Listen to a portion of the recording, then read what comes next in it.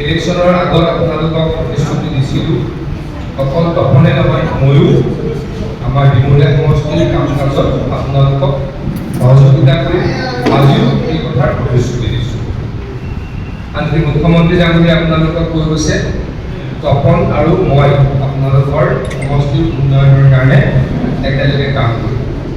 কিন্তু চৰকাৰ গঠন হোৱা একমাহ আজি একমাহ আৰু মন্ত্ৰীসভা সম্প্ৰসাৰণ হোৱা এসপ্তাহ হৈছে।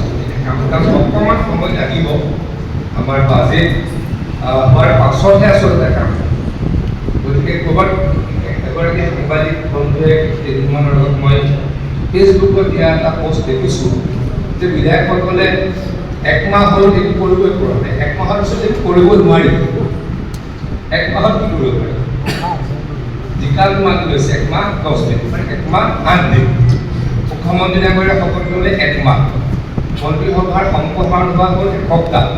গতিকে আৰু অকণমান সময় নিশ্চয়কৈ লাগিব। আমি আমাৰ প্ৰতিশ্ৰুতি দি আছে, আমি তাৰ মতে কাম কৰিম। আমাৰ দুইটা দলৰ কাৰ্যকৰ্তাসকলক মই নিশ্চিতি প্ৰদান কৰিছোঁ। মই কৃষিমন্ত্ৰী হিচাপেও কৰিছোঁ। মই চাই আছোঁ অতি সোনকালে আমাৰ যিসকল কৃষক তেওঁলোকক বিভিন্ন ধৰণৰ গছৰ পুলি দিব পাৰোঁ, ড্ৰেগন ফ্ৰুটৰ পুলি যদি আমাৰ কৃষক থাকে, আনাৰসৰ পুলি, আমাৰ যাদুকৰ পুলি, এনেকৈ মই কালি মিটিং কৰি এটা কাৰ্যসূচী যুগুতাই উলিয়াইছোঁ।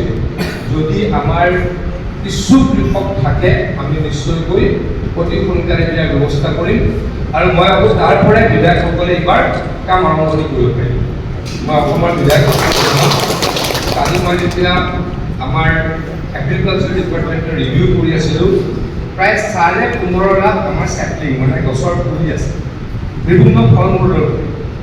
এই ফল মূলৰ পুলিখিনি আমি কৃষকসকলে যদি কৰে আমি দিবলৈকে সাজু আছোঁ।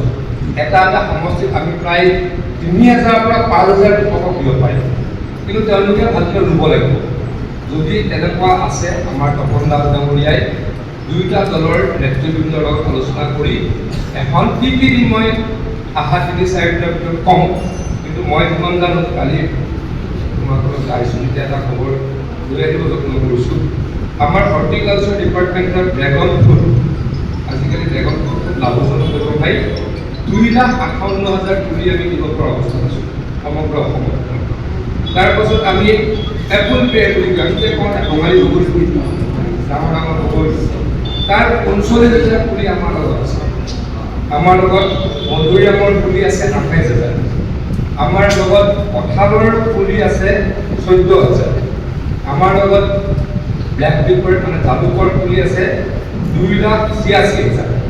আমাৰ লগত আনাৰসৰ পুলি আছে প্ৰায় 10 লাখ।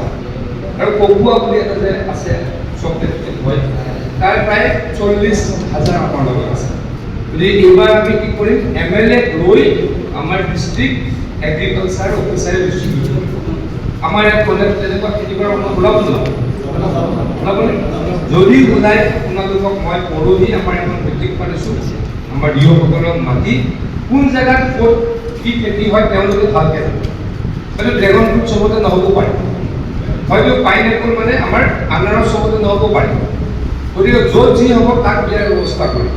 গতিকে এই খেতি অঞ্চলত কি হয় বা ডিমলীয়া অঞ্চলত কি হয় তেনেকৈ আমাৰ ডিষ্ট্ৰিক্ট এগ্ৰিকালচাৰ অফিচাৰে আমাক জনাব। তাৰপাছত আমি MLAক জনাম, আপুনি আমাক এখন কৃষকৰ লিষ্ট দিয়ক, অহা 1 মাহৰ ভিতৰত আমি মিলাই দিম। এইখিনি কাম আৰম্ভ কৰিছোঁ, ভৱিষ্যতে আৰু কৰিব লাগিব। আপোনালোকৰ সহায় সহযোগিতা আৰু আশীৰ্বাদ বিচাৰিছোঁ। আৰু দীঘলকৈ নকওঁ, আমাৰ কেইবাটাও প্ৰগ্ৰাম আছে, ইয়াৰ পৰা মই মালৈ যাম। আপোনালোকক পুনৰ ধন্যবাদ জ্ঞাপন কৰিছোঁ। নমস্কাৰ, জয় হিন্দ।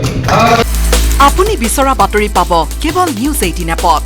নিউজ 18 এপ ডাউনলোড কৰিবলৈ স্কেন কৰক এই QR কোড। গুগল প্লে ষ্টৰতো পাব এই নিউজ 18 এপ।